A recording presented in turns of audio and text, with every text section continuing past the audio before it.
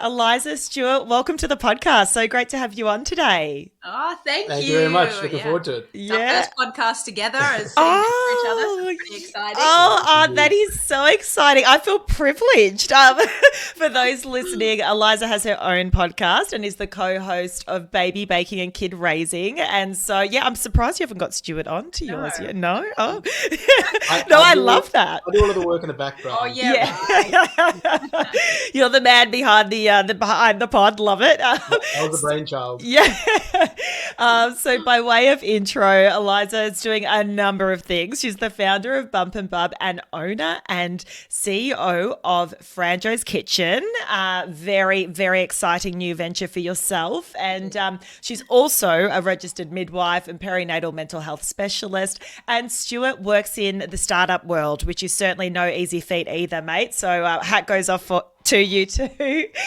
So quite the power dynamic I have with us today. And look, I'm so rapt that you guys were able to take the time. I know this is probably the busiest period in your lives with, little Barb, now recently purchased business and all the things. So yeah, certainly feel so grateful that you've been able to take the time. And I really want to explore with you guys, given that you do have very demanding jobs and, you're the, in the early stages of parenting too, maybe some of your insights as to how you're juggling it all and, all the, how you're overcoming certain conflicts and challenges that might be coming your way. So I guess first and foremost, Stuart, I noticed an accent.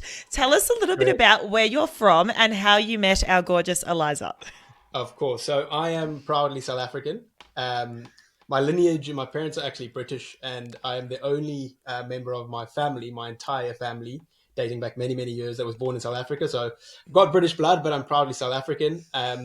I have lived in 3 different countries in Africa. So I was raised in Botswana, I was raised in Namibia, as well as Cape Town, essentially following the family around and my dad around. And yeah, obviously just, proudly from that continent, proudly from that country, and, obviously proud to be a South African and have my daughter be 51% South African, as I say. Where's the 1%? Is that just like an extra bit that you put in? Or? Right on the end there. The majority share. Oh, I love that. And so, yeah, how did you guys meet? Were you traveling? What happened? Yeah, so as the story goes, I had just got out of a long relationship, and I think Eliza had as well. And one of my friends essentially gave me some advice, and he says, when you go overseas, just be vulnerable, right? And at the time, he gave me this advice, and I thought, this is ridiculous, right? Give me something better. You know what I mean? Tell me something that something exciting. But he said that I went to Hong Kong because my best friend lives there, and obviously, that is where we spent the majority of time, sort of forging our relationship in person. But I went to Hong Kong. When I went to Hong Kong, my friend said, you should go and explore while you're here. So I happened to go to Vietnam for, I think it was 3 nights in total, went solo traveling. And sort of very long story short, I randomly decided to go and sit at a table that Eliza and her friend were sitting at. It was, coming from Cape Town and sort of the dynamic with relationships there, you don't really approach girls, right? It's very cliquey, and it's not something that I'd usually do, right? But I was in Vietnam, I was walking. I told Eliza afterwards that I was also pretty thirsty, so I wanted a beer. So I stopped out and saw her, sort of instant beauty, and I thought, wow, I get the opportunity here. And Stuart, what you have to lose, right? I was like, I got nothing to lose. They could just tell me to bugger off, or they could do. So I went and sat down and sort of sparked a conversation. Now, it must have been written in the stars, because there were sort of 2 or 3 instances where it really made sense. So my mom's a doula. So immediately with Eliza being a midwife, I knew terms that I probably shouldn't have known, and we were discussing that. And then I think one of the other important things is that someone in Vietnam came with a set of books. There's about 10 books. Now, there's always people trying to sell you things. Yeah, and I hadn't read a significant amount of books in my life, but 5 books out of the 10 I had read. So I was busy mouthing those off to Eliza. I was like, oh, this book is great, So it all just really worked out. I've since learned he's a smooth talker. That was literally just luck. Yeah. And then funnily enough, I'm not too sure how it actually unfolded, but we ended up seeing each other the day after, and quite easily could have missed each other, which is also quite funny because They happened to, we weren't really in contact, and I think we were supposed to meet at a certain place. They were a couple of hours late, so I sort of hung around, hopeful. Yeah. And we really fell in love. I think it was honestly, truly love at first sight. Aliza wanted to try and flog me off to one of her mates initially, and I want this on record, so that's why I'm saying it now. No, look, just it was magical, right? It was meant to be. And 7 years on, one kid, multiple businesses, and multiple travels around the world, and here we are. Yeah. So I think Stuart's a good storyteller, but he also misses key parts. Okay, tell us. That's why I have heard. Key part. So Stuart was living in Cape Town at the time. I was living in Sydney. We were both in Vietnam for these crazy 3 days, in summary. Met, and I literally within 24 hours was like, you're my best friend. I've never met anyone that I've clicked with so much. Never in my life had I met someone that, we just clicked with. And it was just friendship for these 72 hours. I think we kissed just before. We left. And then, he flew home. I flew home. We chatted continuously. At that point, 7 and a bit years ago now. So we were just chatting, and I remember I said to him, like, just stop talking to me now. You know, we know we're never going to see each other again. God forbid, I've never set foot in Africa. Like, you're not going to be in Australia. And he said, no, I'm sorry, that's not going to happen. What are you doing on Wednesday? And I think it was like Monday at that point. And I said, I'm working. Why? And he said, great, I've booked my flights. I'll be at your house by the time you're home. And so he came and lived with me for 6 weeks. So I was 21. Yeah. It's 21, and that's how our story began, which was a wild ride. He came and lived with me, and that was the beginning of where we are today. Yep. How's that for like just getting shit done, right? Like you're like, dude, I'm coming to Oz like tomorrow. So, but like, what a leap of faith as well from your perspective. Obviously, like you knew there was something there. Not everyone, I guess, could do that, but the fact that you just prioritize that, like, says a huge amount as to where you got, like, how your connection was from the get-go. I'm like, such an amazing story. And tell us a little bit more about the international travels, because obviously you were in Sydney for a couple of weeks, and then you guys ended up living overseas for a while. Talk to us about that. Yeah, we did. So I was in the middle of my first year of midwifery post university. So I had to fulfill this time, and annual leave was very sparse and whatnot. So we did, I think 2 years, did we do 2 years of long distance relationship? So between Australia and Cape Town, he would fly to me, I would fly to him, and we'd just go backward and forward probably every 6 months. So it was difficult. And I was an angsty 21-year-old. Like it was hard. I'm not going to lie, it was hard. Stuart's almost 6 years older than me. So he was a bit calmer. He knew that he was in it for the long haul, whereas I was, a bit angsty. I'm not going to lie. And so, a couple of years in, we decided I didn't want to move to South Africa on the basis that basically swapping your midwifery degree there is very difficult. And if you do, you have to go into somewhere where the government assigns you, and it's often incredibly dangerous areas. And I just wasn't ready to do that at that time. Stuart didn't want to come to Australia. God knows why. That's another chat. I can tell you. We didn't want to enter into each other's lives. I thought that was very, very important, right? We wanted to forge our sort of own story, and sort of quite easily, you can move into someone else's space and become quite comfortable. You adopt their friends, everything is sort of geared towards their lives. So I thought it was very, very important, and it was pretty much non-negotiable on my part that we need to move to a mutual country. Yeah.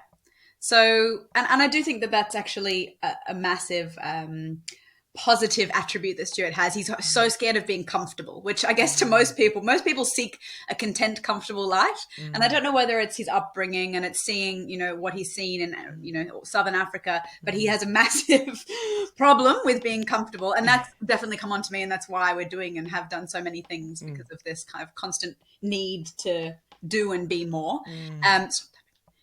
But so we had decided, as Stuart said earlier, he had been to Hong Kong to visit his best mate, and he'd then flown from Hong Kong to Vietnam where we'd met.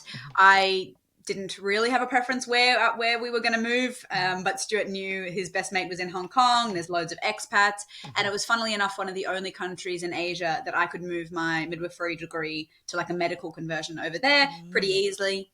So we, had picked Hong Kong out of nowhere, really, and we moved over. And we had obviously never lived together. And what's cute and sexy previously is not so much when you're, in a tiny flat in Hong Kong, and suddenly their socks are there and their dirty laundry there, and you're like, So this is the real deal, baby. Like Yeah. getting right into it. So how many years did you guys stay there for? I was there for 4.5. Yeah. I think in total we were very close to 4. yeah, Yeah, it's solid. And did you always know you wanted to have children back in Oz, or how did that conversation go? Yeah, I didn't love living in Hong Kong. I think now, retrospectively looking back, we've been back for about 18 months. It's an amazing place. We lived there during a very difficult time in terms of the country and the politics that went on in the country. Most people will probably know about the massive riots that were happening in Hong Kong, and the extradition laws that kind of came in. And so there was a lot of things going on there with relation to the actual country. And so we were there for probably 4 months before that all started. Yeah. So then that kind of started and kicked off, and it was not a peaceful place to be at all. And it was, had some fear around it. And then COVID kind of kicked off, and we rolled into a pandemic. so the laws, as worldwide, everyone had their own laws, but the laws were quite strict over there and kind of really impacted things. So anyway, it was a very interesting few years to be in Hong Kong, and I was kind of gunning to get home from probably year 2, and we did stay on for a fair while. And yeah, looking back, it was such an amazing experience, and the friends and the friends that live there. I think when you're an expat, it's something that you can't quite explain. It's just everyone sticks together. No one's got family there, and you just bond at such a high rate. And it was tough though. It was very tough for our relationship, especially the first 18 months. It wasn't easy. It was a daily struggle, just based on the jobs that we had. I was working as a recruiter, very, very long hours, sort of unexpected, and really trying to sort of ply my trade and get into the industry, and working extremely long hours, right? Where we sometimes we wouldn't really see each other during the day, right? During the week, and then weekends and extramural. So it was tough. It was very, very tough. But essentially, what set us, for the rest of our lives, I think, going forward, and in terms of the sort of stability and strength that we have in it. I think also when it's all very beautiful and whimsical when you're doing long distance, and when you come together, it's a holiday, right? And it's not something we'd really acknowledge. But when I would go to Cape Town, I'd go for 4 to 6 weeks. It was a holiday. And same when Stuart came to me, and you're just in a completely different mindset. When it's the day-to-day life, grinding, you're just shattered. You're living in this tiny box that is normal for housing in Hong Kong. You've got no family and friends around. Nothing. It's a different culture, language, everything, and it's just you two. And you're relying on each other so heavily to give each other all of the, or meet all of these needs. It was very difficult. So like just on that, like what do you think, if you both think about it, what of each of your biggest challenges, I guess, from a relationship viewpoint? Was there something that sort of comes to mind where, I guess as well, Aliza, if you're sitting there, particularly after year 2, I mean, if we think about where your head was at there, you're kind of like, I might be ready to like, I can imagine that in itself could have caused a bit of friction. But if you think about it holistically about your time there, major challenges for you guys, what do you think? Time, right? Just literally spending time working on the relationship, right? As we were new to living with each other, right? And I think just a general understanding of how we can establish ourselves individually and then establish ourselves as a couple. So I think the time factor was just that we didn't have an opportunity to really spend quality time together, and when we did, it was somewhat pressurized or only over a weekend. And then really with the job that I had is that, look, it took a phase of being established, right? Because I was new to the job. So there was quite a lot of pressure on that as well, where what essentially was dictated and discussed didn't come to fruition until a couple of years on. So it was really a sticking point for us and a point of frustration, especially for Aliza, because, it was continually like, okay, look, next quarter, next year, it's all, it's all going to come to fruition, and it's going to be worth it. But during those initial couple of years, it wasn't, and it really did cause, yeah, significant struggle and frustration, I think, for us. And particularly because you're both go-getters, right? And you're like, cool, let's achieve, let's get the things. And I guess, yeah, if you're feeling that stalling or your progress is perhaps stalling and not happening as quickly as you'd like, I can imagine like you in yourself would be frustrated. But then as a couple, right, if you're both frustrated, it sets the dynamic a bit. I'm curious as well because, and I asked the question because now that you've got a child in the mix, right? And I understand you guys are back in Sydney, Australia now, but, you know, that's difficult for quality time as well. Do you think the experience that you had in Hong Kong, to some extent, the lessons that you had there, you were able to implement them when you did have your, you know, have your little child? Like, was there any sort of synergies there? I think so. Yeah, I think for me, yes, the time thing in Hong Kong was, you know, a really big part of any resentment. I would use the word resentment that kind of built. But I also think it was just about knowing each other's personality, and we just, we just had such a steep learning curve. And I think when you're from two different continents and you're from two different cultural backgrounds, it really it was tough. And I think Stuart is a very, very perpetually optimistic person, and it's one of my favorite traits about him, but it's also one of the most irritating traits about him. And so there's just never doom and gloom. And to me, I'm not particularly that well. I'd like to think that I'm a positive person, but I'm not. I think I'm more realistic, and I tend to see issues a lot of the time, especially when it comes to like Hong Kong, or, you know, you're not seeing the, you know, fruition or the financials associated with his job in those first few months. I was like, well, then let's get out of here. Yeah. And he was like, but no, like it takes time, it takes progress. And again, I think it's from, definitely from our upbringings. Like Stuart can very quickly say, if things can be spiraling around us, and he'll say, we are healthy, we've got a roof above our heads, we've got food on our plates, like just take a step back here. And I've never had to look at life like that because I've been brought up in the eastern suburbs of Sydney. Yeah. So when you, and I only kind of fully understood this when I visited South Africa, and actually understood that if you walk outside your flat every day and you see, you know, immense poverty, and you see people really truly struggling to stay alive, the other stuff it diminishes life problems a little bit. And that's something that took a long while to learn because I just couldn't understand it. I wasn't brought up like that. So that's been a big lesson. So I think in Parenthood it has definitely helped us. I think quality time is very sparse at the moment, but like you said or alluded to, the stint in Hong Kong kind of prepared us for that. Yeah. And just having a deep understanding that, you know, this is forever, and maybe quality time isn't here at the moment, but that's okay. It will come back, and it will be there. Yeah. I think for myself, I'm very conscious that the phase that we're in, right? Of course, you know, every parent knows this, is that, you know, your relationship takes a significant knock in terms of, you know, quality of time and doing your own thing, even in a personal capacity. But the way that I look at it, and I know, is that it's just going to be delayed, right? So in 5 years' time or 10 years' time, you know, it comes back. So, and this is with most things in life, and how I look at it is that, you know, the now is obviously the now, but in the future, you know, you're probably going to be struggling because of empty nest syndrome, and all of your kids have left. And then, so I'm always able to, you know, have a look at the long term and think, you know, the struggle is now. We're not spending time together now. There's sometimes, you know, days in which we really don't spend too much time together at all, right? But yeah, that's sort of it in summation, really, that the future is brighter than the day sometimes. Yeah, I think like that perspective is like so beautiful. And as in just the fact that, you know, you've got this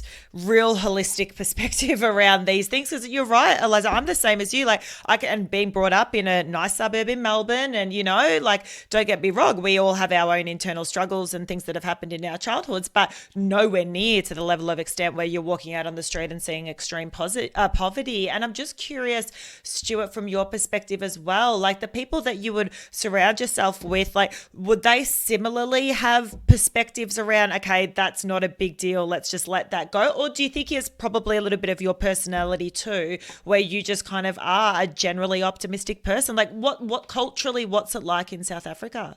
Yeah, well, culturally it's incredible, right? Because I absolutely love South Africa. We know the history of South Africa with apartheid, and, you know, obviously the racial divides. But it's so incredible being able to grow up in a country in which you get to live day to day with people that are from significant different races and significantly different cultures as well, right?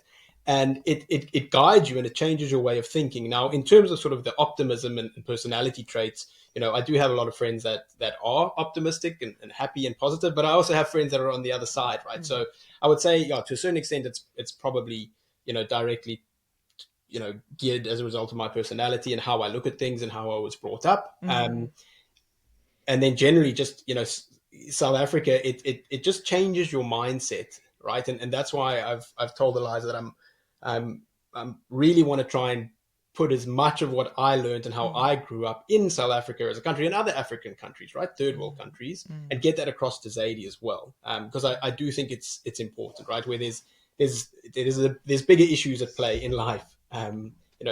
So. I also think, if you don't mind me saying, please do. Stuart has ADHD, and I think that was something that was another major impact on our relationship. And at the time that we met, he hadn't been diagnosed with ADHD yet. Yeah. But I also think that with ADHD, or specifically with you, because you're not, Stuart can hyper focus on things, and that's a superpower of ADHD. And with that comes, like, he's not worrying about the 10 loads of washing that haven't been done, because his mind doesn't even go there. He's not thinking about what's going to be for dinner, because he's focusing on what's in front of him. Yeah. And so for me, like, I have had anxiety in the past, and I've been medicated for that. I'm not now, but I have been. So for me, it's like I'm perpetually worrying about the past, the future, and the present, where he's not. He's just so focused on the now, and the future is always bright because we can deal with issues then. So I think ADHD also plays into your positivity around that. Big time. Yeah. It's really interesting. And look, it just goes to show, I mean, you guys came from such different upbringings, like culturally and family dynamics, I'm sure were different as well. I mean, we always, the way which we were brought up will obviously have an influence on the way in which we parent. So I'm curious, given that you've come from such different cultures, do you find that your parenting styles differ as well? And if they do, how do you overcome the differences?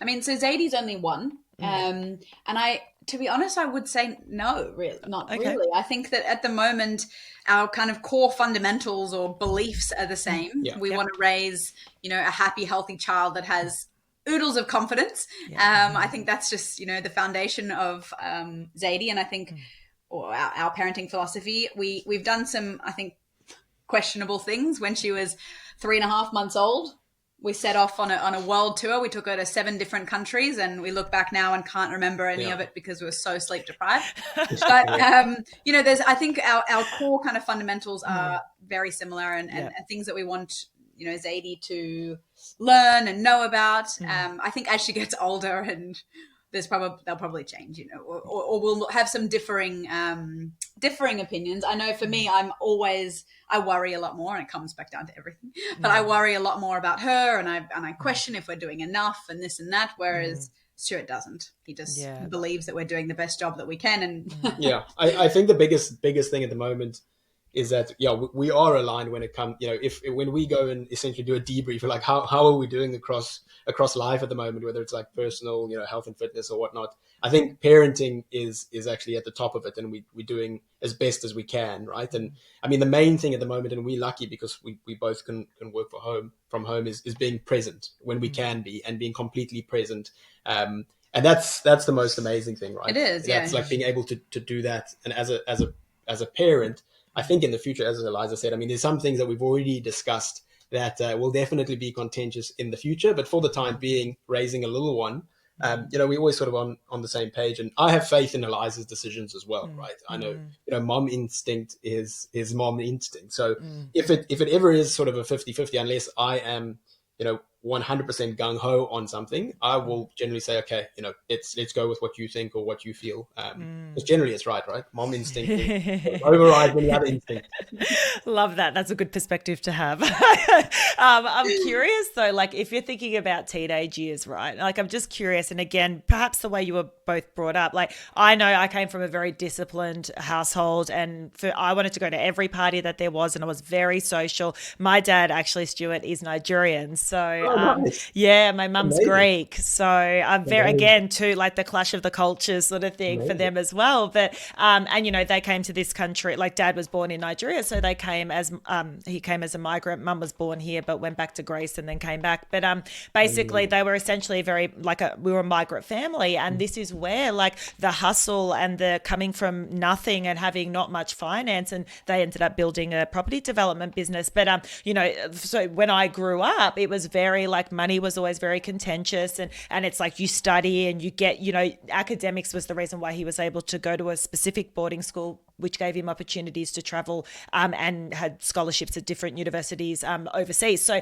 that was sort of his ticket out of the country. And I think, again, from your perspective, from that perspective, like that was for him, particularly coming from not much money at all, that was like his lifeline, right? So for him, academics was like everything. So we don't have time to go to parties. We don't have time. Whereas I'm like, I need to be at every party, and like this is like social suicide if I'm not there, and so again, a clash of cultures. So and Mum was more easy on me, I guess, and always sort of had my back and was like, all right, you go and I'll pick you up by 10, but at least you can go, so she was a little bit more softly from the social perspective. So, I mean, do you feel like if things like that were to come up in the future for you, would you have different perspectives? Yes, I think. Look, I went to the boarding school as well. Oh, did you? So it's the one thing that it's not contentious. It's something that we've already discussed is public school versus private school, especially in Australia. And look, that is obviously one thing that we are going to deal with in the future, taking everything into consideration. AKA Stuart's dead set that our child will go to a private school, and I don't even. But this is because of the experience that I had, right? Similar to your father, right? He would, obviously if he had. I went to a private school, so for that, because it's that level of importance, and he lived that and he benefited from it, so it makes sense to, right? And conversely, obviously, Aliza did not. But now in Africa, in South Africa, it's very different than the fabric here, I think, in terms of private school. So there's a lot of differences to it. But look, academics is very important. There's this fine line between letting someone and a teenager be who they want to be, and also throttling that to a certain extent. Because, when you are a teenager and, you are impressionable, it's on the parents to try and guide you as best as possible, right? So it's going to be interesting when we get to that, because the world is also changing and the world is evolving, and, we see, consumption of media, consumption of information from teachers, etc. But when we get to the teenage stage, we'll see how that goes. But I'm more than likely going to be a strict parent. I think that's important. Rather be strict and then be able to take the foot off, as opposed to not be strict at all. I think it's interesting. I also, to be honest, think that I grew up in a and we won't kind of go too much into it, but my parents are divorced, and I had a bit of a messy teenage years in terms of their relationship, and kind of the things that evolved from there. And there's a lot that I don't want to replicate, and I am very something that's always in the back of my mind. My parents weren't really a united front, and I've talked about that a lot. And I think it's, for me anyway, it's really important that you have a united front parent. Like, I knew if I asked my dad something, it would always be no. But my mum would lie to my dad to allow me to do that. And at the time, it was like, oh, your mum's so cool, right? My mum was the cool mum at school. But looking back, it's just teaching crappy lessons, to be honest. Like, there's a difference between, like some popcorn or what, it's two fundamental things like belly button piercing, nose piercing, like buying alcohol for me and my friends when we were 16, like just, things that I think my mum was so desperate to be my best friend as opposed to a mother, and having that boundary was really blurred.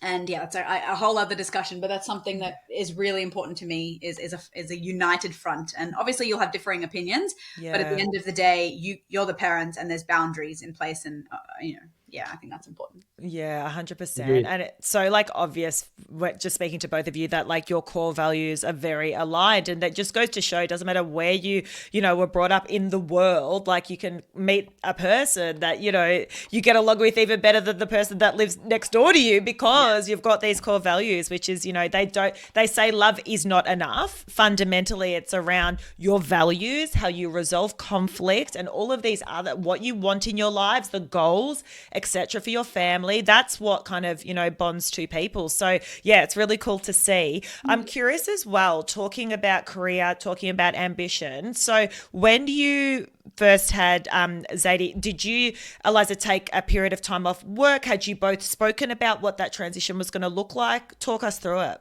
Yeah, so a large part of, sorry. Not a day off. No, let me start that again. So, oh God, now I've got not a day in my head. I can't remember what I was going to say. Not a day.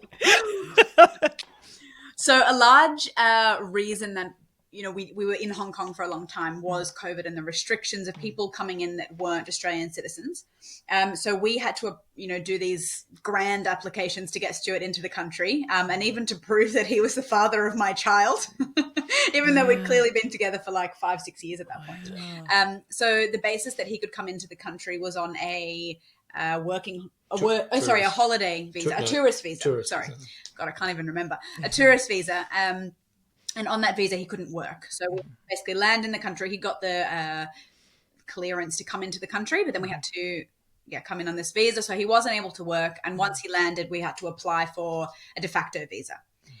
So I was already, I think, close to 30 weeks when we moved back from Hong Kong to Australia. So we had like 10 weeks before this kid was going to be born. We had an awful lot to do. We hadn't lived in the country for years. We didn't have any kind of right to be in the country working. So it was a bit of a high stress situation, but, and there was COVID was rampant. So we came in and we applied for this visa, but we knew that Stuart wouldn't get it for, say, 10 weeks. And from that point, he had to have this holiday visa for 3 months, and then he could apply for this partnership visa, and then he could work. So anyway, in summary, the time that he could start working would be essentially once I had given birth, just as I had given birth.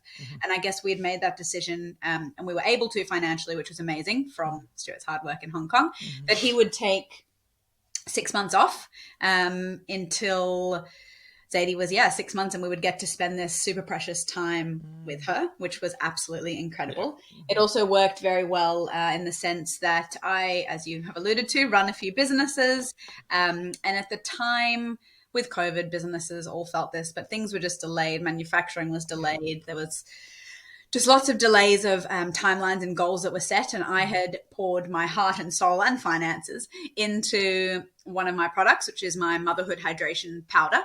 Which is a beautiful electrolyte blend for mums through pregnancy, birth, postpartum, and beyond. And that was in collaboration with Franjo's prior to me buying a majority share of the company. So I had, a huge lot, I had a massive stake in this, and I had invested a lot of money and a lot of time and effort. And this was just like my baby. Although I was about to give birth, this was just something I had spent so long on. And of course it launched, I think it was like 3 weeks or 4 weeks before I was giving birth, wasn't it? Yeah. And so it just launched as I was about to give birth.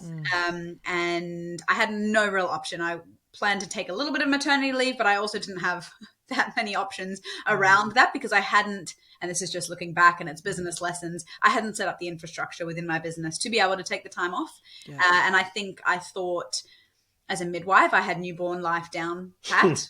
And I think I was like, they sleep for so many hours a day, we'll be fine. And, this is my specialty. I'm a midwife. I can do, the first 3 months I'm set. I wasn't. But anyway, Stuart was staying at home, which was fantastic. I was still working. I was obviously there with Zadie 24 hours a day. And to be honest, I slept on my chest 90% of the day.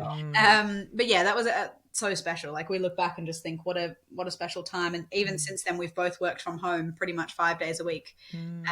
So Zadie has seen an awful lot of both of us. That's amazing. I mean, look, just in that, what a weapon you are to just like kick on with, just getting things done. And understandably, obviously there would have been a lot to navigate, right? In order to even be online, to be able to be present for a period of time during the day. So curious, like, and you're fatigued and your body's, gone through it and you're coming, just trying to recover and you're not sleeping and all the things. Like, I could imagine, Stuart, like from your perspective, you're there to support, but then there's things you can't breastfeed if you ended up breastfeeding, Aliza. Did you breastfeed? Okay. Yeah. And I suppose you could express a, bottle feed, but there's things, that you can't do. So as a couple, how did you navigate that time? Like, what did you feel really supported you in that when you were in the trenches? Yeah, it's all a bit of a blur, to be honest. I don't know. I don't know if the mind and the brain does that automatically. But I mean, you really, as sort of the partner of someone that's given birth, you feel hopeless the majority of the time, right? We know this, right? Because generally, baby wants mom. You can do nappy changes as much as you want, and you can obviously try and put them to bed as much as you want. But yeah, there's a long period where you can't not feel helpless and almost be helpless sometimes. So I suppose I just tried my best to do anything that Aliza pretty much told me to, right, to alleviate things, noting that there's obviously there's no way around certain tasks, as you said, right, breastfeeding or if baby obviously wants mom or sleep. But yeah, it's a bit of a blur. You also helped me a lot in my business. So like we would yes, of course. At the time, we would swap kind of roles, and I'd be like, tech is not my thing. So even though I have a online community, I'd be like, Stuart, can you set up this website campaign and do this and help me with this, because I just don't have any mental space for that. But I also think his parents, so Stuart's parents, which we haven't touched on yet, are a fundamental part of our relationship. So they live in South Africa, but we spend probably 5 months of the year with them, over 2 or 3 visits every year since we've met. They're here right now. They're here right now. Oh, they're back. Yeah. Most phenomenal humans, and they have played into ultimately the parents that we want to be honest. But they came over for Zadie's birth because they're just incredible. So they literally did the washing, the cooking, the cleaning. They did everything for weeks after I gave birth. And I had a very traumatic birth and nothing went to plan. We were planning to have a home birth with a beautiful private midwife, and my mother-in-law was going to be there, and it was the dream of the dream, and it turned into a really horrendous birth at 17 days overdue. 17 days overdue. I was induced. It was 5 days in the hospital.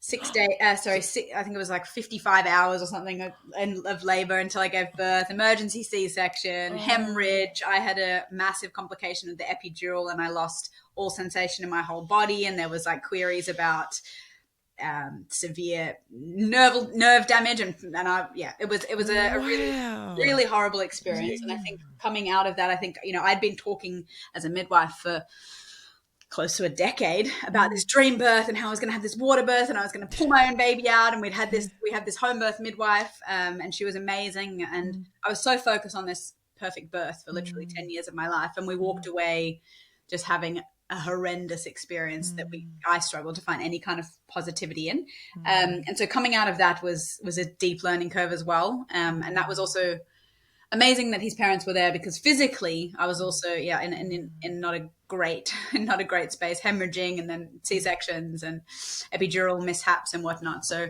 wow, phenomenal in that too. Did that play on your mental health after post-birth, or were you okay? Not as much as I thought. Okay, that's the thing, right? Because I was preparing, just given Aliza's history, I was really preparing for baby blues big time, right? I was thinking, okay, we need to try and get on top of this at any moment. We really need to just monitor this, and this was something that I was doing quite consciously. But no, I think I don't recall. Yeah, I think I also was surprised. I made the decision pre-conception. I decided that I was going to come off my anti-anxiety medication, and that's not the right decision for everyone, but it was the right decision for me. So I'd come off it, and again, like Stuart said, I was pretty prepared to take it as soon as I'd given birth, but I actually felt fine, which is great. But I guess birth trauma is also funny in the way that it kind of crops up. Like, I have no desire to have another child anytime in the near future, and that also kind of panics me a little bit, and I don't know whether that was the birth or what it was, but I think we'd always spoken about kids close together, and now I'm just like, holy heck, I need a minute. Like, but I think also it plays in funny ways. Like the other day was the first time that I've really like felt like it was impacting me. I went to this. So essentially a recovery session where you have compression pants put on, like on massive, you. like massive inflation things. I don't know. Stuart thought it was a good idea to go. Anyway, Yeah. it's like things that wrap around your legs and it squeeze your legs and it basically promotes blood flow. And it was the first time that I felt like properly like panicked and triggered, because it was like, so you can't move your legs because once it's tight, you can't move your legs at all. Yeah. And basically when I got the epidural, I'm anaphylactic to morphine. And so they used a different combination of drugs, and it was all very last minute. It was like 1 a.m. in the morning, and she'd, the anaesthetist had tried her best, and she'd come up with a concoction of drugs that essentially had completely paralyzed me. And I had no feeling at all from the neck down. So that was the same feeling, and I couldn't move my legs, and I had this moment of absolute panic, and I was like, can you turn it off? And I was yelling for the guy, and I'm not someone that would normally panic outside of my home environment. My anxiety hasn't really manifested into panic before. And it was a moment of being like, holy moly, like that birth trauma came back for a hot second. Yeah. But overall, I think it didn't particularly, I think I really struggled with bonding, which is another, perfect example of birth trauma. Yeah. But I think my actual anxiety wasn't there, but bonding with Zadie, I found to be quite difficult initially.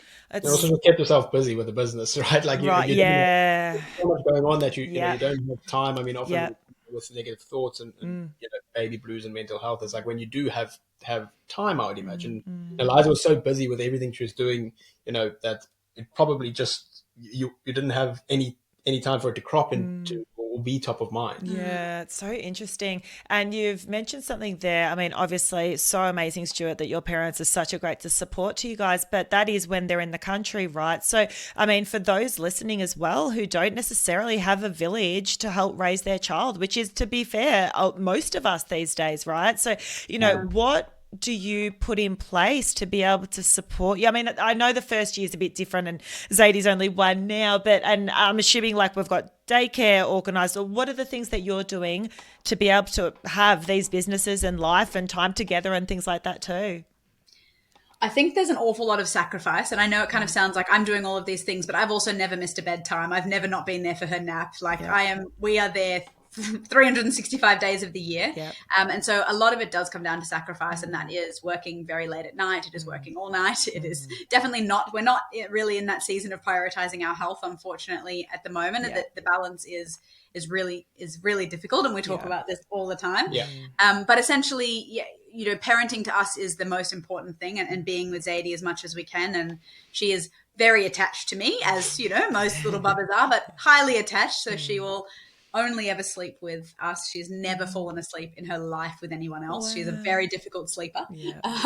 So I guess, my family is in Sydney, and they're amazing, but they do work full time. All of my family works full time. Yeah. So it is tricky. I think we hired a nanny at 6 months old, and she comes literally 1 day a week for half a day, sometimes a full day. Yeah. Again, we're both still home with her. Just a breather. Just a breather. So we kind of know on a Monday she's going to come, and she's also the most amazing human. She'll come, she'll do 3 loads of washing, she'll wash up, amazing. She'll sweep the floors when Zadie's asleep, and we come out, and every Monday we're like, but a lot of it's just down to the juggle. I think our situation is obviously a little bit different, right? Because traditionally, the person giving birth or the mom will actually take some time off, and obviously during that time, it's really slow down and enjoy, right? And don't do anything that you don't need to, and relax and recover. But the phase that we're in at the moment is that we're both very, very busy, and it is literally a juggle. So much so that before we go to bed at night time, we say, okay, when's your meetings? When your meetings? Okay, can I have this 30-minute gap? Can I, you go into the office, I go into the office. And then, the majority of the times, we're working early in the morning, or I and Aliza generally work late at night as well, right? So it's really about that sacrifice for the time being, knowing that, it's not always going to be like this either. Yeah, so true. And I just think it's such a fundamental thing, because I mean, a lot of people, even Aliza, would look at you on social media and go, wow, like look at her massive following and such high level of engagement. She's got this kind of tribe of people that, really, look up to her and and hang off your words. Like, you're a wealth of wisdom online, and not to mention the businesses you're doing. But I think, and people could look at that and go, oh, wow. But I think what we've all got to remember is that that there is so much work and sacrifice involved when you look at people, even on social media or, you know, wherever you're looking at them, and they're doing something perhaps that you aspire to do. Like, this is not, no one's an overnight success. I know even myself with my podcast work, you know, working Saturdays, working round the clock, waking up at 5 a.m. before the kids woke up at 7, like, you know, and then people will reach out to me and be like, oh, like, how did you fit it all in? And it's like, well, as you said, you just do, but it doesn't feel nice sometimes. Like, you know, like that if you're passionate and you want to do something, you get the job done, right? You know, and sometimes at the detriment to other areas of your life. I think I'm a firm believer that you just can't have it all at the same time. But I think, you know, to your point, Stuart, it's so great to look at life in its phases and go, okay, we're not, you know, in the honeymoon period anymore from a relationship perspective. We're not, you know, but, you know, we're kind of like flying past each other right now. But hey, we'll probably miss this period, you know, down the track when we don't have little Zadie wanting to cuddle up against us, you know, every other night. So it's such a great perspective to have, and I just think such a good lesson for all of us listening, and perhaps people who are aspirational as well, to just go, you know, there's that little bit of hustle that's required, and also, you know, yeah, you can't, the sacrifice and sort of just juggling your life priorities around that. Yeah, I'd love to speak a little bit in rounding out about the work that you're doing. I mean, I've sort of already led into that a bit, Aliza. Like, you know, what are you up to, and where can people find out more about you, your businesses, your podcast, etc.? So yeah, you've alluded to a few things that I'm doing. I guess this ties back into everything, and why the sacrifice is there is the word that you said, is passion, right? Like, I don't have to be doing all of these things that I'm doing, but at the end of the day, it's my pride and joy as well, you know, and I love working with women. I love the pregnancy, birth, postpartum, breastfeeding space, and becoming a mum has only amplified that. And I think that's why I'm taking on even more and more, because yeah, my background is obviously in midwifery, and working one-to-one with women is probably where my heart lies at the core. But I also know that I could post something on social media and connect with 100,000 women. And, you know, that the scalability of that connection is so powerful within social media. And that's where Bump and Bub gets, or where I get my drive for Bump and Bub for, because the community, and again, you've alluded to this, the community that I've built on there, I genuinely, I know people say this, but I genuinely don't know how I got so lucky. They're the nicest humans ever. And I lent so heavily into my social media in that first year of parenthood, because to be honest, I really struggled with, as I mentioned, bonding. I really struggled with sleep deprivation. I think we have a very, very challenging sleeper, and we know sleep's a shit show for most parents, but we definitely on the extreme end. And I lent heavily into mums from my community, and it's just been phenomenal. And then when it comes to the other things, so my podcast, Baby Baking and Kid Raising, is with my wonderful co-host, Dr. Joseph Scroy, who you're also friends with. Yes. So yeah, again, our passions collide, right? Our passions are education, and, you know, getting that education out to as many families as possible, and then also making room for beautiful and incredible stories. Well, not always beautiful, but incredible stories that deserve time. And if we have the platform to facilitate that, I think that's just really, really important. That's been a massive part of the podcast, and that's been really enjoyable. As you also said, it takes a hell of a lot of work, and so much more work than I thought it was going to. And then thirdly is Franjo's Kitchen, and again, very exciting. If I wasn't a midwife, I definitely would be involved somehow in consumables I am with my motherhood hydration powder, but I am so passionate about natural health. It's probably my second biggest passion, and I literally, for fun, you'll find me in a health food store. Like, that's my idea of fun. And so acquiring this brand has been so exciting, and it's literally been 3 weeks, but I've worked with the brand for so many years that it's kind of second nature. But stepping into CEO as opposed to midwifery educator is a lot, but it's a steep learning curve, and it's amazing. And at the end of the day, the fundamentals of the brand are creating, you know, nourishing consumables for the area that I'm so passionate about. And these are supporting women, especially in the breastfeeding and lactation and postpartum phase, where you often aren't nourishing your body. So to me, this is just, I love it. It's so exciting, and I can't wait to grow and scale the business, but keep it, you know, at its fundamentals and its roots, which is creating products that are designed and created by a naturopath and a midwife. And they're just functional foods that really, really help mums, because I know you don't bloody eat. Yeah.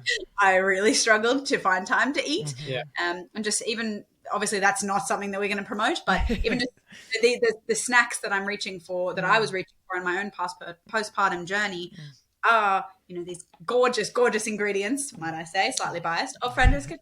So Yeah, love that. that's a wrap up on me. Yes, love that. And final question for both of you. How do you think parenthood has changed you as a person?